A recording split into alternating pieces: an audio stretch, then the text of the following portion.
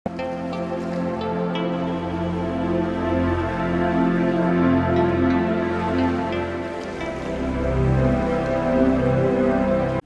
दोस्तों, हम हैं पूर्व जन्म की कहानियों के कथावाचक, past life regression expert, life and leadership coach Hitesh Chhabra.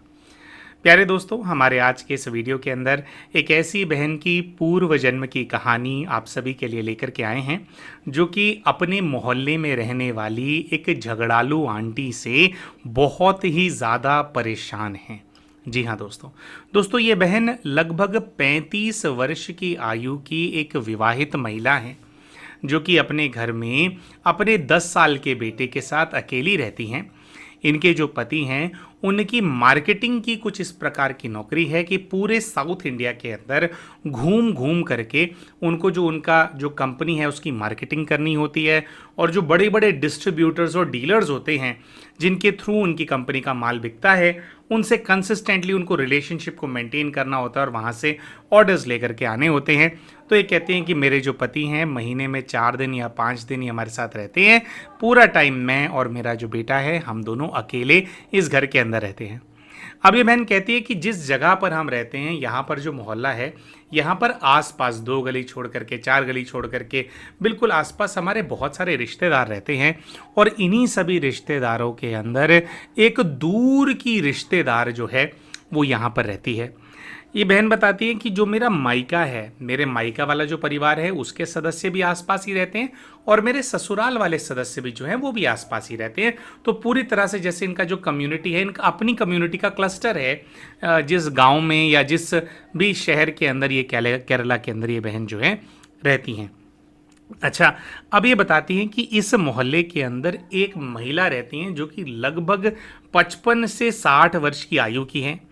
जो कि एक बहुत ही दूर की इनकी रिश्तेदार हैं।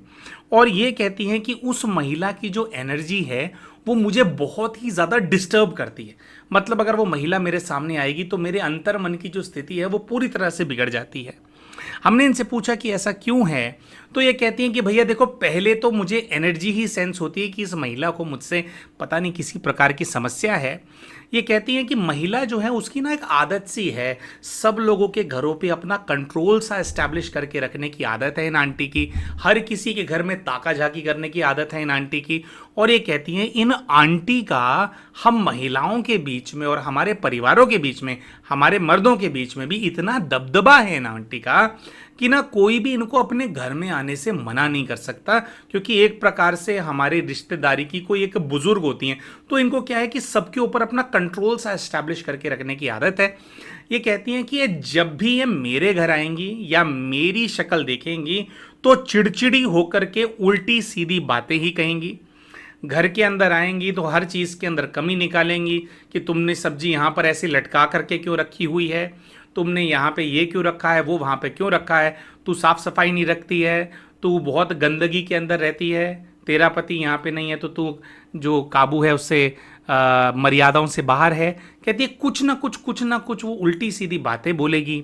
मेरे को पता नहीं क्यों बदनाम सा करती रहेगी सब लोगों के बीच में। और हमेशा ये जो बूढ़ी महिला हैं, ये कहती हैं, ये हमेशा प्रयास करती हैं कि मेरी दूसरे लोगों से ना बने। अब ये कहती हैं कि भैया देखो,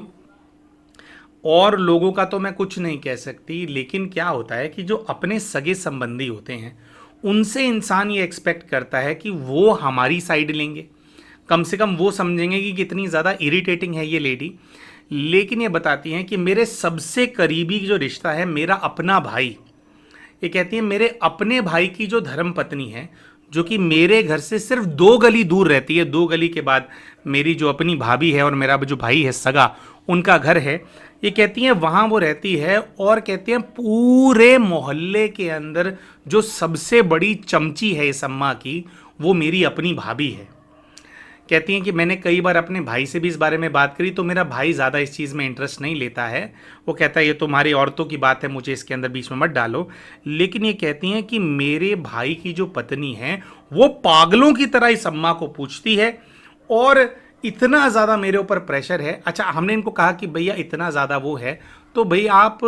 थोड़ा अवॉइड करो अम्मा को, ठीक है, वो आपके घर आती हैं तो बाहर आकर के खटकाए दरवाज़ा मत खोलो, इधर उधर होने की एक्टिंग करो, भाई थोड़ा आप अवॉइड करोगे तभी तो आना बंद करेगी।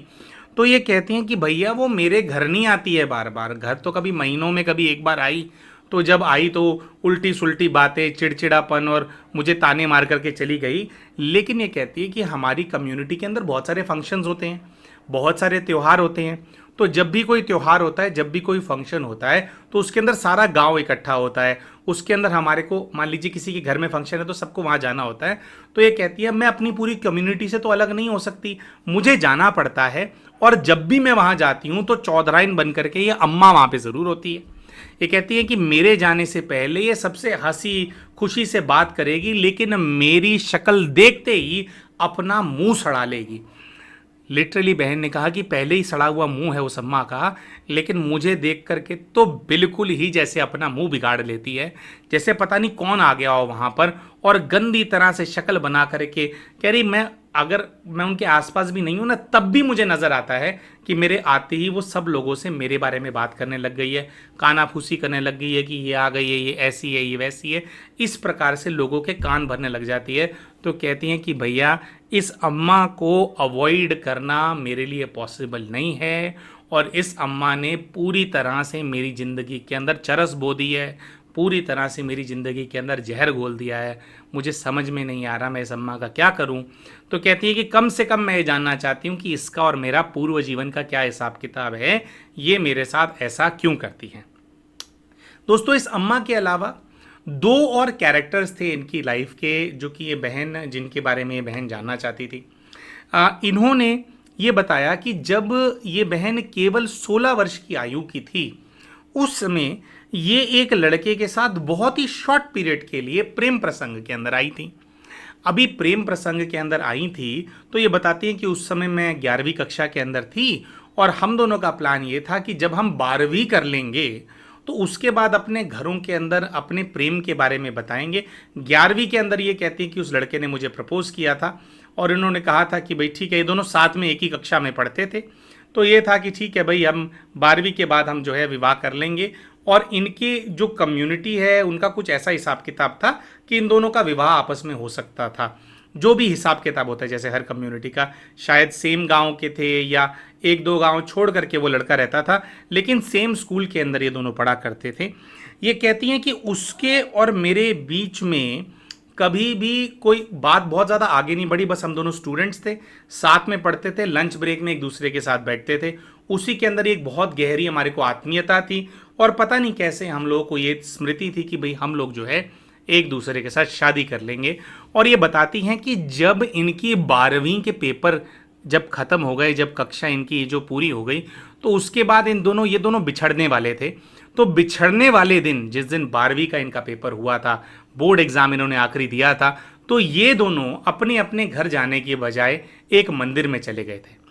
और उस मंदिर के अंदर ये बताती हैं कि भैया मुझे आज लगता है कि बड़ी बचकानी सी हरकत थी, लेकिन उस लड़के ने जैसे एक सिंदूर खरीद करके मंदिर में देवी देवताओं के सामने, कहते हैं कि मेरी मांग भर दी थी, और उसने कहा था कि आज के बाद जो तुम हो, तुम मेरी धर्म पत्नी हो, मैं मन से तुम्हारे को अपनी पत्नी स्वीकारता हूँ। ये कहते हैं कि भैया मैं भी बहुत खुश हो गई थी ये वाली बात सुन करके। और उसके बाद हमारी बात ये थी कि अब जो है ये लड़का अपने घर वालों को मना करके अपना रिश्ता मेरे घर में लेकर के आएगा अगले कुछ महीनों में, और ऑफिशियली हमारी शादी हो जाएगी। दोस्तों, ये बहन केरला के गांव के रहने वाली हैं, और बात हम आज से 17-18 वर्ष पहले की कर रहे हैं। और ये बहन कहती हैं कि भाई हमारे गांव में उस समय पर 15 साल की आयु में भी लड़कियों का विवाह हो जाता था, तो हमारे को प्रैक्टिकली वो बहुत ज़्यादा चीज़ पॉसिबल लगती थी कि वो लाएगा और सब कुछ हमारा सेम था, तो हमारी शादी हो जानी थी। लेकिन ये कहती हैं कि उस दिन के बाद से वो लड़का मुझे दोबारा नहीं मिला। लगभग 6-7 महीने के बाद मुझे खबर मिली थी कि हमारी कक्षा का वो जो लड़का है उसका किसी और के साथ विवाह हो गया, उसके घर वालों ने उसका कहीं और विवाह कर दिया था, और उसके बाद फिर वो मुझे नज़र ही नहीं आया। ये कहते हैं कि भैया उस समय पर मैं बहुत ज़्यादा हार्ट ब्रोकन हो गई थी इस चीज़ को लेकर के, क्योंकि मैं तो दिल से उसी को ही अपना पति मान रही थी, उसने मंदिर में ले जा करके मांग जो भर दी थी। तो कहती कि भैया मैं समझती हूँ कि बहुत ही बचकानी सी हरकत थी, भाई ये क्या है, तो हमने ऐसा क्यों किया, लेकिन कहती ये चीज़ हो गई। और ये कहती हैं कि अभी पिछले 3-4 वर्षों से वो जो व्यक्ति है दोबारा से मेरे संपर्क में आया है। संपर्क में कैसे आया है, कहती है मिलता आज भी नहीं है, हम दोनों एक दूसरे से नहीं मिले हैं, लेकिन जैसे आज मेरा भी फेसबुक के ऊपर अकाउंट है, उसका भी फेसबुक के ऊपर अकाउंट है, तो फेसबुक के अकाउंट के माध्यम से मेरा नाम वगैरह सर्च करके उसने मुझे ढूंढा, हाय वगैरह लिख करके भेजा, थोड़ी बहुत बातें हुई। तो कहती है हाँ मैंने थोड़ी बहुत बात कर ली। कहती मैं ये वाला चैप्टर तो सारा भूल चुकी थी कि मांग भरी थी और पति पत्नी माना था, ये तो भूल चुकी थी। बस ये था कि कॉलेज के और भी दोस्त थे और भी साथ में पढ़ने वाले थे, वो बात करते हैं कभी कभी, तो ऐसे ऐसे इसने बात किया। लेकिन ये कहती हैं कि कुछ दिन बात करने के बाद इस लड़के ने मुझे कहा कि मैं भूल नहीं पाया हूँ उस दिन को जब मैंने तुम्हारी मांग भर दी थी या सजाई थी, वटेवर। बहुत ही एक ऐसा डायलॉग इन्होंने मारा था, थोड़ा हमारे को इनअप्रोप्रिएट सा ही लग रहा था, तो पूरा हमने बोला नहीं। तो इस प्रकार का कुछ लिख करके उस लड़के ने भेजा और उसने कहा कि मैं आपको बहुत ज़्यादा मिस करता हूँ। ये कहती हैं कि ये वाली बात मैंने उसकी सुनी तो मैंने उसको जो है उसकी किसी बात का जवाब नहीं दिया और मैं बहुत ज़्यादा डिस्टर्ब सी हो गई। तो ये कहती है कि मतलब मुझे नफरत भी नहीं है, एक मुझे चिड़चिड़ापन सा आया कि इसने ऐसी बात मुझसे क्यों कही। हमने कहा आपने पूछा नहीं, बोला नहीं, दो चार बातें नहीं सुनाई कि भाई क्या मतलब है इतने टाइम बाद फालतू बात करने का, तुम शादीशुदा हो मैं शादीशुदा हूँ, क्यों खाम का जहर घोलता है अपनी ज़िंदगी में भी और मेरी शादीशुदा ज़िंदगी में भी, फालतू बात लिख करके, ना मिले ना कभी कुछ बात। तो कहती है नहीं भैया मैंने बोली नहीं, बस मैं बहुत ज़्यादा डिस्टर्ब हो गई, मैंने जवाब नहीं दिया। कहती मैंने कुछ जवाब नहीं दिया तो कुछ महीनों तक उसने भी कुछ नहीं किया। लेकिन कहती है रह रह करके कुछ कुछ मैसेज वो भेजता है। कहती है मुझसे ना वो ब्लॉक नहीं होता, मैं उसको ब्लॉक नहीं कर पाती हूँ, लेकिन अगर उसका कोई भी मैं मैसेज देखती हूँ ना, उसको देख करके मैं अंदर तक तिल मिला जाती हूँ, मैं बहुत ज़्यादा डिस्टर्ब हो जाती हूँ, इतनी डिस्टर्ब कि मुझे उतना डिस्टर्ब होना नहीं चाहिए। कहती है मेरे पति बहुत अच्छे हैं, मुझसे बहुत प्रेम करते हैं, मेरा बेटा बहुत अच्छा है, समझदार है, मुझे पूरा सम्मान देता है, और जो घर है, घर की मैं रानी हूँ। हाँ मोहल्ले में वो परेशान करने वाली आंटी ज़रूर हैं, लेकिन मैं अपना जीवन वो आंटी को अगर भूल जाऊँ तो बहुत ही सुख से बिता रही हूँ। अच्छा हमारे परिवार का मान सम्मान है, सारे मतलब सब कुछ हर तरीके से हमारे पास है, तो मेरे को कोई ज़रूरत नहीं है इस इंसान की बात करने की भी। लेकिन ये कहती है मुझसे ब्लॉक नहीं होता, वो पता नहीं क्या कोई चीज़ मुझे रोकती है कि मैं उसको ब्लॉक ना करूँ। और ये कहती हैं उसका जब भी कोई मैसेज आएगा, कहती मैसेज भी कई महीनों बाद करता है वो, लेकिन जब भी करेगा तो मैं तिल मिला जाती हूँ, गुस्से से आग बबूला हो जाती हूँ। तो मैं जानना चाहती हूँ कि इस आदमी से, ये जो लड़का है मेरे स्कूल वाला, क्या इससे मेरा कोई पूर्व जन्म का कोई कनेक्शन है? क्या कोई पुरानी फांस है मेरे मन में जो कि निकल नहीं रही है, जिसकी वजह से मैं ऐसा बिहेव करती हूँ? तो इस व्यक्ति के बारे में भी ये जो बहन है अपने पास्ट लाइफ रिग्रेशन के माध्यम से जानना चाहती थी। दोस्तों जो अंतिम व्यक्ति है जिसके बारे में ये बहन अपने PLR के माध्यम से जानना चाहती थी, वे हैं इनके अपने पिताजी। दोस्तों इन बहन ने ऐसा बताया कि इनके पिताजी को लड़कियों से बहुत ज़्यादा चिढ़ थी। इनके पिताजी बिल्कुल भी नहीं चाहते थे कि एक लड़की का जन्म उनके घर के अंदर हो, जिसकी वजह से ये कहती हैं कि मेरे पिता जो हैं उन्होंने मेरी माता को बहुत मिसट्रीट किया था। लेकिन ये कहती है कि मेरे को ना कभी भी ऐसा फील नहीं होने दिया पिताजी ने कि मेरी परवरिश के अंदर वो कोई कमी कर रहे हो। कहते जैसी परवरिश उन्होंने मेरे भाई की करी वैसी ही परवरिश उन्होंने मेरी भी करी। लेकिन मेरी माँ को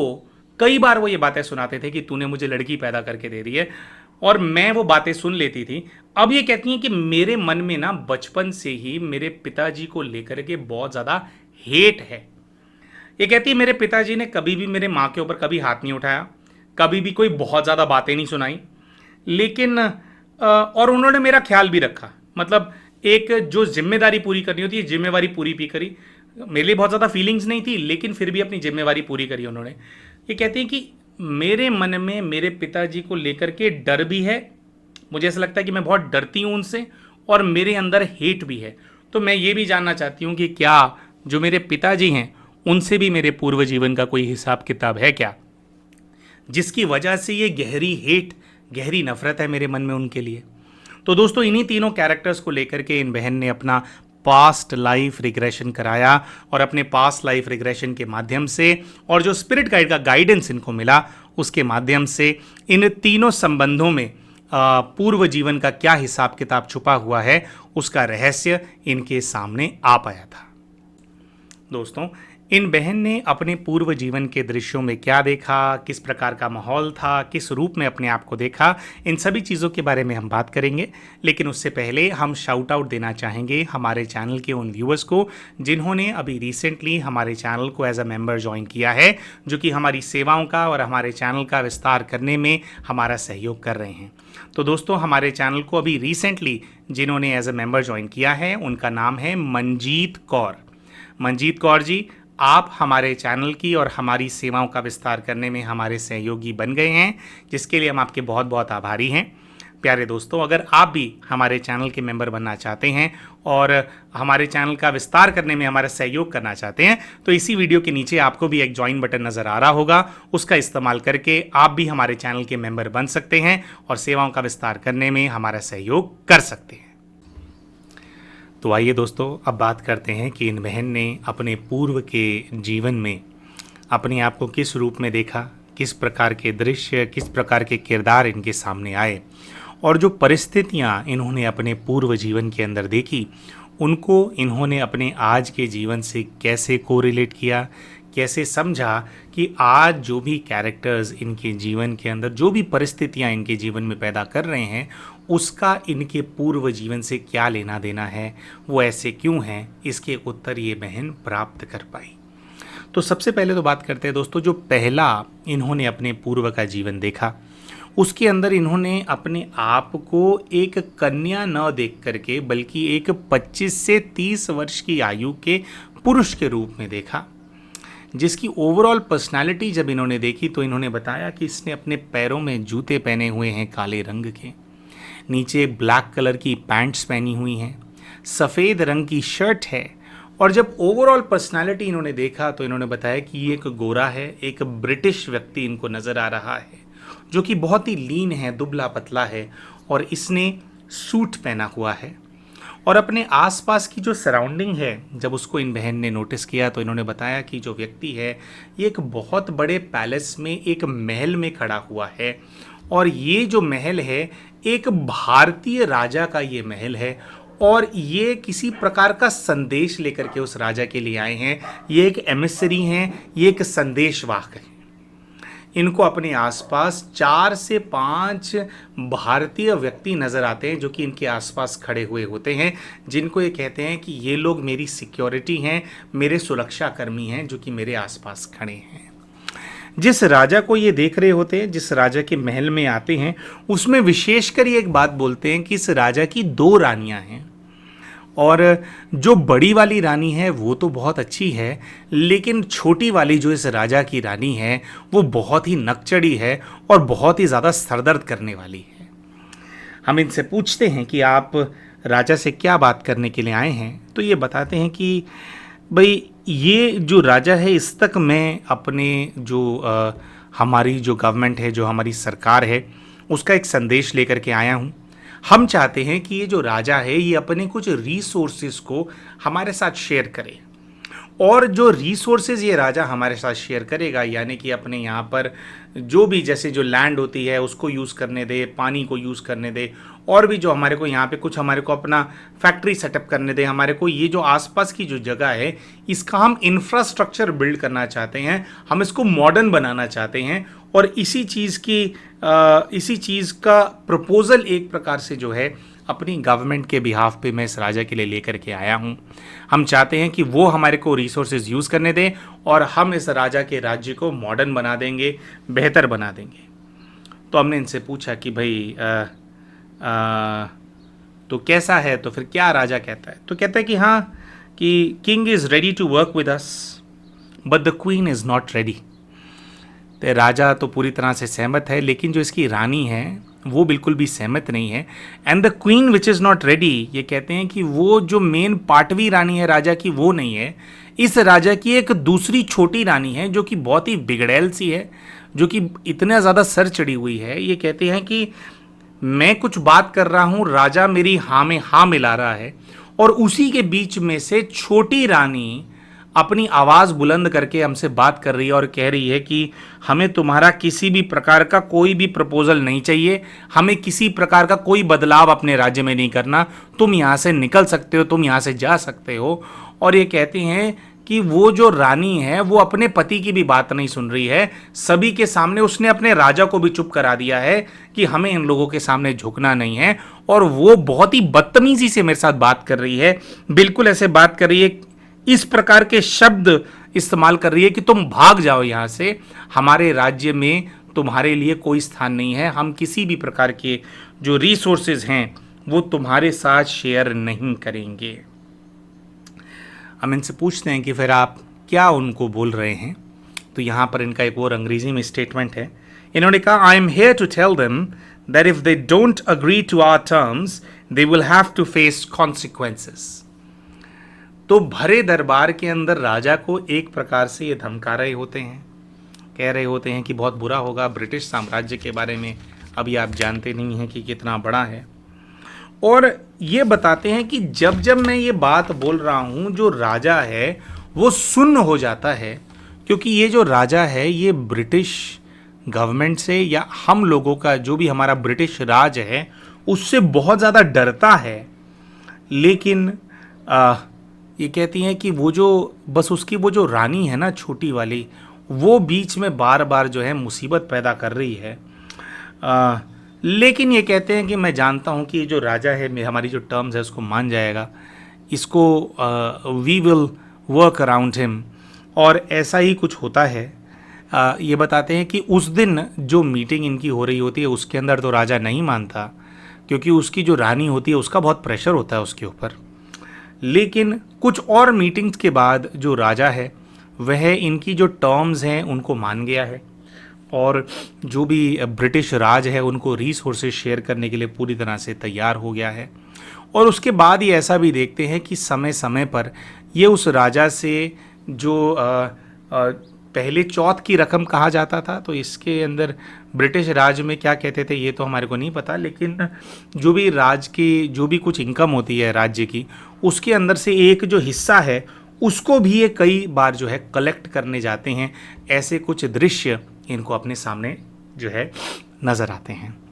अब यहाँ पर दोस्तों ये कहते हैं कि जो रानी है ना वो मुझे कोस रही है। जब भी मैं पैसा कलेक्ट करने के लिए राजा के पास जाता हूँ कि भैया महीना हो गया है, हमारे हिस्से का पैसा हमारे को दो, तो ये कहते हैं कि रानी कोसती है, वो कोस रही है। वो कहती है कि भाई तुम बर्बाद हो जाओ, तुम्हारा ये हो जाए, तुम्हारा वो हो जाए, हमारे राज्य में आकर के तुम हमारे को धमकाती हो। कहते हैं कि रानी बहुत ज़्यादा मुँह फट है। बट ये कहते हैं कि आई फील लाइक कि मुझे क्यों कोस रही हो तुम, तुम्हें कोसना है तो तुम ब्रिटिश राज को कोसो ना, मैं तो सिर्फ उनका एक संदेशवाहक हूँ, मैं तो सिर्फ एक अदना सा मुलाजिम हूँ। ये कहते हैं कि मेरे को अपना जो पद है वो कोई बहुत ऊंचा पद मुझे फील नहीं हो रहा है, मैं एक बहुत ही निचले पद का ऑफिसर हूँ ब्रिटिश गवर्नमेंट का। तो मैं ऐसा सोच रहा हूँ कि भाई मुझे क्यों कोस रही है, मेरे हाथ में थोड़ी कुछ है। अगर मैं ये न भी करना चाहूँ, तुम तक ये मैसेज न भी लाना चाहूँ, तो भी मेरे हाथ में थोड़ी है, तो मेरी नौकरी है, मुझे तो करना पड़ेगा। तो दोस्तों उस समय जब ये बहन सेशन के अंदर होती है, पूरी तरह से एक ब्रिटिश व्यक्ति किस प्रकार से फील करता होगा ऐसा काम करता हुआ, बिल्कुल ब्रिटिश व्यक्ति की भावना के अंदर ये बहन चली गई थी। और ये पूरी तरह से मतलब अपने एक्शंस को सेशन के अंदर बिना हमारे पूछे डिफेंड कर रही थी कि अरे भाई मैं तो बस अपनी नौकरी कर रहा हूँ ना, मैं क्या करूँ। लेकिन ये कहते हैं कि वो जो क्वीन है वो बिल्कुल भी मुझे पसंद नहीं करती है, जब भी मैं उसको नज़र आता हूँ वो मुझे कोसती है। यहाँ पर इन्होंने एक बहुत ही विशेष बात कही। इन्होंने कहा कि देखो हमें ऐसा लगता है, मेरी भावना ये है इस क्वीन को ले करके कि अरे भाई तुम खुद भी तो अपनी जो प्रजा है उसके ऊपर अत्याचार कर रहे हो। कहते हैं कि ये जो क्वीन है ये कोई बहुत अच्छी महिला नहीं है, इसकी आदत है सबको दबा करके रखने की, अपनी सारी प्रजा के ऊपर ये लोग भी अत्याचार करते होंगे जैसा इनका नेचर है। तो अगर हम आकर के तुम्हारी प्रजा के ऊपर राज्य कर लेंगे और हम थोड़ा सा अत्याचार कर लेंगे तो उसमें गलती क्या है। दोस्तों इस प्रकार की भावना सामने इमर्ज होकर के आ रही थी। तो थोड़ा सा हम इसमें बैकफुट पे थे। हम इनसे कई सारे प्रश्न एक इंडियन के पर्सपेक्टिव से पूछ रहे थे, लेकिन हर एक प्रश्न को ये बहन ट्रांस की अवस्था के अंदर डिफेंड करती जा रही थी। ये कह रही थी कि सारे राजे महाराजे ऐसे ही होते हैं, ये लोग भी अत्याचार करते हैं, तो मुझे नहीं लगता जैसे ये अपना राज्य चलाते हैं हम इनसे ज़्यादा शक्तिशाली हैं, हम इनके ऊपर अपना राज्य चलाना चाहते हैं, तो मुझे नहीं लगता कि हम किसी भी रूप में किसी भी तरह से हम गलत हैं। अगर हम इनके ऊपर राज करना चाहते हैं तो यही निशान है, तो हमारे पास शक्ति है तो इनको हमारे राज्य के अंदर आ जाना चाहिए। लेकिन ये कहते हैं कि बस पूरी तरह से इन्होंने उस राजा को अपने कंट्रोल में ले लिया है, लेकिन जो व्यवस्था होती है ना, जो पूरा ये कि कभी इनको पैसा वहाँ से कलेक्ट करने के लिए जाना है या कभी कोई और मीटिंग इनको करनी है, हर चीज़ के अंदर किसी ना किसी रूप में वो जो छोटी वाली रानी है वो बाधा उत्पन्न करती रहती है, करती रहती है, करती रहती है। ये बताते हैं कि भैया मैं तो इतना अच्छा व्यक्ति हूँ कि मेरे जितने भी अंगरक्षक हैं मैं तो उनसे भी बहुत ज़्यादा प्रेम से बात करता हूँ, सबका रिश्ता मुझसे बहुत अच्छा है, लोग मेरा सम्मान करते हैं। मैं चाहूँ तो इनके साथ बदतमीज़ी कर सकता हूँ, लेकिन मैं बदतमीज़ी नहीं करता हूँ, मैं तो अच्छे से बात करता हूँ, मैं तो बहुत ही अच्छा इंसान हूँ, मैं तो सिर्फ अपना काम कर रहा हूँ। लेकिन ये रानी मेरा पीछा नहीं छोड़ती है। फिर आगे के हम दृश्य में जाते हैं, हम इनसे पूछते हैं कि भाई कब तक आप इस राज्य के अंदर रहे, क्या आप इस राज्य को छोड़ करके फिर किसी और राज्य में भी आपकी नियुक्ति हुई कि भाई आपकी नौकरी है तो आपके जो बॉसेज हैं उन्होंने आपको कहीं और भेजा हो। ये कहते हैं कि मुझे ऐसा करने का चांस ही नहीं मिला, ट्रांसफ़र लेने का मुझे चांस ही नहीं मिला। ये मेरी पहली नौकरी थी भारत के अंदर और पहली नौकरी के अंदर ही मुझे मार दिया गया, मेरी हत्या हो गई है। ये बताते हैं कि मैं एक जंगल के अंदर मेरी लाश पड़ी हुई है, somebody has killed me। और कहते हैं कि एक किलर है जिसको भेजा गया था मुझे मारने के लिए, एक हत्यारे को मुझे भेजा गया था, उसने मेरे पेट में कम से कम 7 से 8 बड़े चाकू के वार किए। मैं खून से लथपथ हूँ और बुरी तरह से घायल हूँ और बस जंगल के अंदर मैं पड़ा हुआ हूँ और धीरे धीरे मेरे प्राण छूटते जा रहे हैं। मेरे शरीर का सारा जो रक्त है वह बह गया है और मेरा शरीर पूरी तरह से ठंडा हो गया है। हम इनसे पूछते हैं कि जिस हत्यारे को भेजा गया वो हत्यारा कौन है, क्या आप उसको अपनी इस जीवन के अंदर पहचान सकते हैं। तो दोस्तों इन्होंने ऐसा बताया कि वो हत्यारा इस जीवन के अंदर तो एग्जिस्ट नहीं करता, मैं उसको पहचान नहीं सकता हूँ, लेकिन मैं जानता हूँ कि किसने उस हत्यारे को भेजा था। हम इनसे पूछते हैं कि किसने भेजा, तो ये कहते हैं कि और कौन भेजेगा, वही वो रानी है। मुझे पूर्णतः स्मृति है इस चीज़ की, मेरी मृत्यु के बाद भी मुझे इस चीज़ का पूरी तरह से आभास है कि वो जो रानी मुझे पसंद नहीं करती थी उसने मुझे मरवा दिया है। और अभी भी जब मेरा शरीर छूट गया है मैं यही सोच रहा हूँ कि अरे भाई मुझे क्यों मरवा दिया, अगर कुछ करना था तो ब्रिटिश राज के अगेंस्ट करते ना, मुझे क्यों मार दिया तुमने। तो ये देखते हैं कि इनको इस प्रकार से मार दिया गया है, इनकी हत्या हो गई है और वो जो रानी है वो उसके अंदर इन्वॉल्व थी। अब दोस्तों अपने पूर्व जीवन के जो दृश्य इन बहन ने देखे थे, इन दृश्यों के अंदर इन्होंने कई कैरेक्टर्स को वहाँ पर पहचाना था। आपने जो कैरेक्टर्स इन्होंने वहाँ पर पहचाने थे उसके अंदर से इन्होंने जो राजा की वो वाली जो रानी थी जो इनको पसंद नहीं करती थी, उस रानी को उस झगड़ेलू आंटी के रूप में पहचान लिया जो कि आज भी इनका जीना हराम करके रखती हैं, जो कि इनकी शक्ल देखते ही चिड़चिड़ी सी हो जाती हैं, इनकी शक्ल देखते ही तिलमिला जाती हैं और कोई भी इनको नीचा दिखाने का जो बहाना है, जो मौका है, उसको नहीं छोड़ती हैं। दोस्तों उन्होंने अपने पूर्व जीवन की उस रानी के रूप में देखा जिसने इनकी हत्या करवा दी थी, जो कि इनको बिल्कुल भी पसंद नहीं करती थी।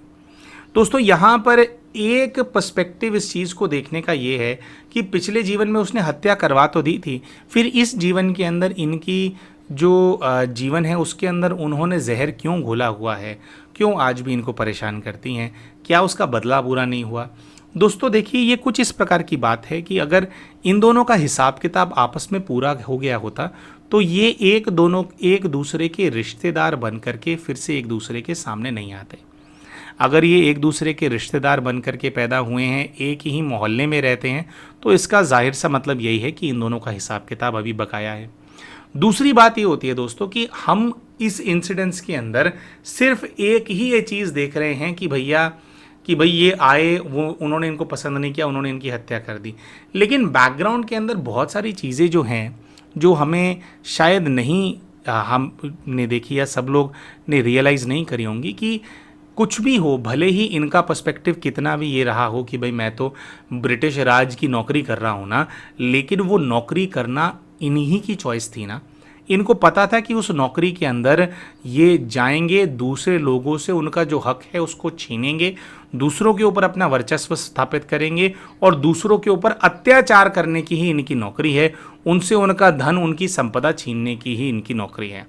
अब वो रानी उस धन संपदा को डिजर्व करती है या नहीं करती है, या अपनी जो राज्य की प्रजा है उसके ऊपर राज्य करना डिजर्व करती है नहीं करती है, वो एक अलग बात है। लेकिन उस रानी के पर्सपेक्टिव से देखा जाए तो ब्रिटिश राज का एक ही नुमाइंदा था जिसको वो जानती थी, जिसने आकर के उसका राजपाट छीना, जिसने आकर के उनके जो भी राज्य के अंदर जो भी प्रजा रही होगी उनके ऊपर जो भी अत्याचार हुआ होगा, जो भी टैक्स का प्रेशर उनके ऊपर आया होगा, जो भी उनकी फसलें छीन ली गई होंगी, उसके लिए जो रिस्पॉन्सिबल है वो रानी इसी व्यक्ति को समझती थी। तो ऐसे बहुत हाई चांसेस हैं कि इस व्यक्ति की हत्या करने के बाद भी वो रानी संतुष्ट नहीं हुई होगी, क्योंकि इसकी हत्या करने के बाद भी उनका जो राज्य है वो रहा तो ब्रिटिश राज के अधीन ही,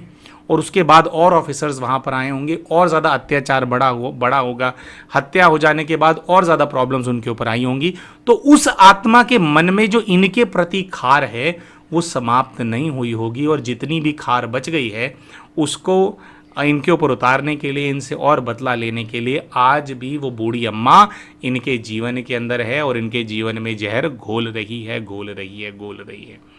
दोस्तों, अंत में जब स्पिरिचुअल गाइड से गाइडेंस लिया गया था इस चीज़ के ऊपर और पूछा गया था कि कैसे होगा, क्या होगा, दोस्तों इस केस में इनके स्पिरिट गाइड ने इनको गाइड किया था कि बच्चे, तुम्हारे को ध्यान साधना के मार्ग पे आगे बढ़ने की आवश्यकता है,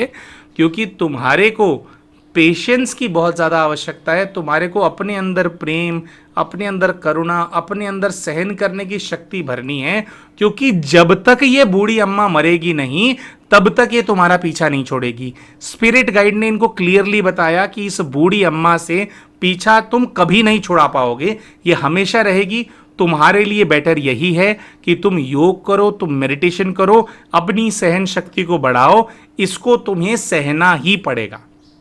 अब दोस्तों, कुछ ना कुछ बहुत ही स्ट्रांग हिसाब किताब होगा, तभी इनके स्पिरिट गाइड ने इनको गाइड किया, लेकिन मतलब क्लियरली उन्होंने बोला कि इससे तुम्हारा पीछा नहीं छूटेगा। और इसके साथ साथ दोस्तों और कुछ कैरेक्टर्स के बारे में बताते हैं जो इनको, अपने 5 लोग जो कि भारतीय मूल के थे, जो कि इनको नज़र आए थे कि इनकी सिक्योरिटी के अंदर हैं, उनके अंदर से एक इनकी सिक्योरिटी में जो व्यक्ति इनको नज़र आया था, वो इन्होंने अपनी जो भाभी हैं इनके इस जीवन की, वो भाभी जिसका इन्होंने बताया था कि वो पूरी तरह से चापलूस है उस अम्मा की, एक भाभी को इन्होंने देखा अपने सिक्योरिटी के रूप में, और दूसरा अपने जो इनके पिता हैं उनको इन्होंने सिक्योरिटी के रूप में देखा। 5 लोगों की जो इनकी सिक्योरिटी, उनमें से 2 लोग, एक इनके पिता थे और इनकी एक चापलूस भाभी थी। अब ये बात पूरी तरह से क्लियर नहीं हो पाई थी, लेकिन जो सिक्योरिटी करने वाले लोगों का रोल होता है उस चीज़ को देखते हुए, और जिस प्रकार से इनकी हत्या हो गई थी, बस इनको मार करके कातिल चला गया था, कहीं ना कहीं इस चीज़ की भासना आ रही थी कि जो ये सिक्योरिटी के अंदर ऑफिसर्स हैं, जो कि इनके, जिनमें से एक इनके पिता भी रहे होंगे और एक इनकी जो भाभी है जो कि उस बूढ़ी अम्मा की चापलूस है इस जीवन के अंदर, कहीं ना कहीं हत्यारे के साथ वो लोग भी मिले हुए होंगे। उन लोगों ने ही सिक्योरिटी के अंदर ढील दी होगी, इनके आसपास नहीं रहे होंगे, तभी हत्यारा अपना काम करके चला गया, उनकी हत्या करके चला गया। क्योंकि जब इनकी हत्या की गई तो इनके साथ में और कोई भी दूसरा व्यक्ति न तो घायल हुआ था न तो मरा था, इनकी सिक्योरिटी इनके आसपास थी ही नहीं।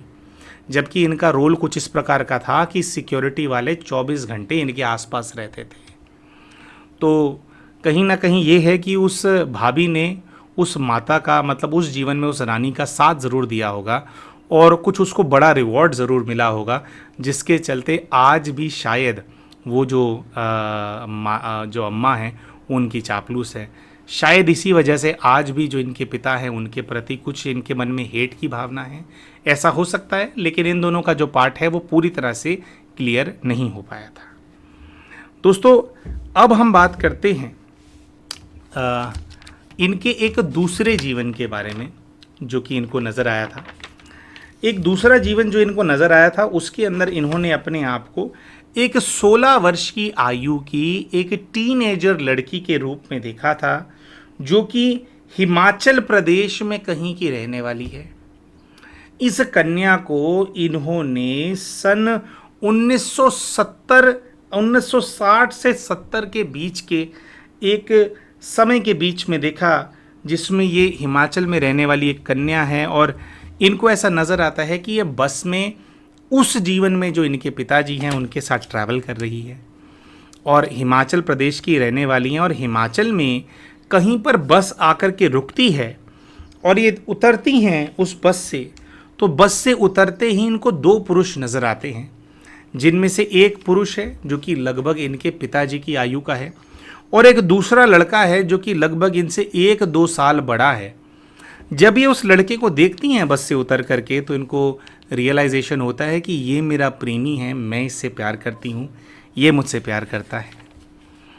और इन दोनों के जो पिता हैं उसके अंदर इनको कुछ ऐसी भावना आती है कि लड़के का जो पिता है और इनके जो पिता हैं वो एक दूसरे को जानते हैं और लड़के का जो पिता है वो जो ये बस जो सर्विस है, जो बस यहाँ पे चलती है, बस वालों के साथ कुछ काम करता है, शायद बस उनकी है या जहाँ पर ये उतरे थे वहाँ पर इनको एक स्टैंड सा नज़र आ रहा था, वहाँ पर जो लड़का है उसके पिताजी किसी प्रकार का कोई काम करते हैं। ये बात पूरी तरह से क्लियर नहीं हो पाई, लेकिन ऐसा ही कुछ इनको नज़र आ रहा था। जो मुख्य चीज़ इनको नज़र आती है कि जैसे ही इनके पिताजी बस से नीचे उतरते हैं, वैसे ही जो लड़के के पिताजी हैं वो उनकी कुछ बेइज्जती करने लग जाते हैं और सभी लोगों के सामने उनसे पैसा वापस मांगने लगते हैं। कहते हैं कि मेरा पैसा मुझे वापस दे दो। इनके पिताजी की बहुत ज़्यादा बेइज्जती कर रहे होते हैं। ये कहती हैं कि मैं यहाँ पर एक्सपेक्ट कर रही हूँ कि मेरा जो बॉयफ्रेंड है, जो मेरा प्रेमी है, जो कि उस व्यक्ति का बेटा है जो कि मेरे पिता की बेइज्जती कर रहे हैं, वो बीच में थोड़ा बीच बचाव करेगा, इस चीज़ का लिहाज करेगा कि ये मेरे पिता हैं जिनकी बेइज्जती हो रही है, अपने पिता को रोकेगा और मतलब ये कहेगा कि पिताजी अभी रहने दो, थोड़ा शांत कराएगा माहौल को ताकि मेरे पिता की ज़्यादा बेइज्जती ना हो। लेकिन वो करने की बजाय जैसे ही उसके पिता उसको कहते हैं कि ये इसको हिसाब बता, तो वो अपने जेब से कुछ पर्चियाँ निकालता है, एक छोटी सी डायरी सी निकालता है जिसमें नोट बना रखे होते हैं और वो मेरे पिता को हिसाब बताने लगता है कि अंकल तुम्हारे ये पैसे हैं चाचा जो तुमने हमारे पिताजी को देने हैं, ये सारा तुम्हारा हिसाब किताब है। और वो हिसाब किताब बताने के बाद उस लड़के का जो पिता है वो और ज़्यादा मेरे पिता की बेइज्जती करता है। ये कहती हैं कि मैं पिछले 3 वर्षों से इस लड़के के साथ प्रेम संबंध के अंदर थी, प्रेम प्रसंग के अंदर थी, लेकिन मैं डायरेक्टली वो वाला किस्सा देख रही हूँ जिस किस्से के अंदर मैंने ठान लिया कि इसके साथ मैं अपने रिश्ते को आगे नहीं बढ़ाऊंगी। और उसी दिन शाम को जब वो लड़का मुझसे मिलने के लिए आता है, मैं उससे मिलने के लिए जाती हूँ, तो मैं उससे ब्रेकअप कर देती हूँ और उसको बोल देती हूँ कि तुम दोबारा मुझे अपनी शक्ल मत दिखाना। अब ये बताते हैं कि हम दोनों का ब्रेकअप हो जाता है और ब्रेकअप करने के जस्ट बाद मैं अपने पिता को बोल देती हूँ कि मेरा विवाह करा दिया जाए। ये कहती हैं कि मेरा विवाह किसी और व्यक्ति से करा दिया जाता है और मुझे ऐसा पता चलता है कि वो जो लड़का है जिसने जो मुझसे प्रेम करता था उसने आगे किसी से विवाह नहीं किया है और मेरा विवाह होने के बाद वो लड़का रोता रहता था, पूरा समय रोता रहता था। उसने अपने घर में भी बताया कि मैं इस कन्या से प्रेम करता था, लेकिन अब मेरा विवाह हो चुका था और कुछ वो कर नहीं सकता था। तो मेरा विवाह हो जाने के लगभग 6 महीने बाद वो जो लड़का है उसने अपने जो है प्राण ले लिए, उसने जो है अपनी जान ले ली। लेकिन ये कहती हैं कि जैसे उसने अपनी जान ले ली तो मुझे थोड़ा बुरा तो लगा, लेकिन फिर भी मुझे जो है अपना जो मेरा जो भी डिसीजन था उसके ऊपर मुझे बिल्कुल भी पछतावा नहीं है। मैं ऐसा समझती हूँ कि मेरी पिता की बेइज्जती करने वाले इंसान से अगर मैंने शादी कर ली होती ये सोच करके कि मेरा उससे प्रेम प्रसंग है, तो पूरा जीवन भर शायद मैं अपनी जो शीशा है उसके अंदर अपनी शक्ल ही नहीं देख पाती, अपने आप से मैं नज़रें नहीं मिला पाती। इसलिए मेरा जो निर्णय मैंने लिया मैं उस चीज़ के ऊपर अडिग हूँ, अटल हूँ। मुझे लगता है कि मैंने ठीक किया। लेकिन फिर भी जब मुझे पता लगा कि उस लड़के ने जो है अपने प्राण ले लिए थे, तो उसको सोच करके जो है मुझे थोड़ा दुख तो हुआ। और ये बताती है कि बहुत ज़्यादा समय तक मैं जीवित नहीं रह पाई। उस लड़के की मृत्यु हो जाने के बाद मैं बहुत ज़्यादा बीमार सी रही। हालांकि दोस्तों यहाँ पर भी आगे जो हम चीज़ बोलने वाले हैं उस चीज़ की क्लैरिटी नहीं मिली, लेकिन ऐसा होता है दोस्तों कि अगर कोई एक आत्मा दूसरे की याद में अपने प्राण त्याग दे, वो उसको प्राप्त करना चाहती हो, तो बहुत बार क्या होता है जब उनकी मृत्यु हो जाती है तो वो प्रेत बन करके उनके पीछे पड़ जाते हैं। तो इन्होंने कुछ ऐसा बताया कि जब उस लड़के की मृत्यु हुई थी उसके थोड़े ही समय के बाद मैं बहुत ज़्यादा बीमार रहने लगी थी, और बहुत ज़्यादा बीमार रहते रहते कुछ ही वर्षों के अंदर मेरे प्राण चले गए थे, मेरी भी मृत्यु हो गई थी। तो कुछ ऐसा रहा होगा दोस्तों, ये हमारा अंदाज़ा है, जैसे हमने कहा ये चीज़ सामने नहीं आई, कि वो लड़का जब वो मरा तो उसके बाद प्रेत रूप में वो इसके पीछे पड़ गया होगा, इनको बीमार करने लग गया होगा इस इच्छा के साथ कि मैं इसको अपने साथ ले जाऊंगा।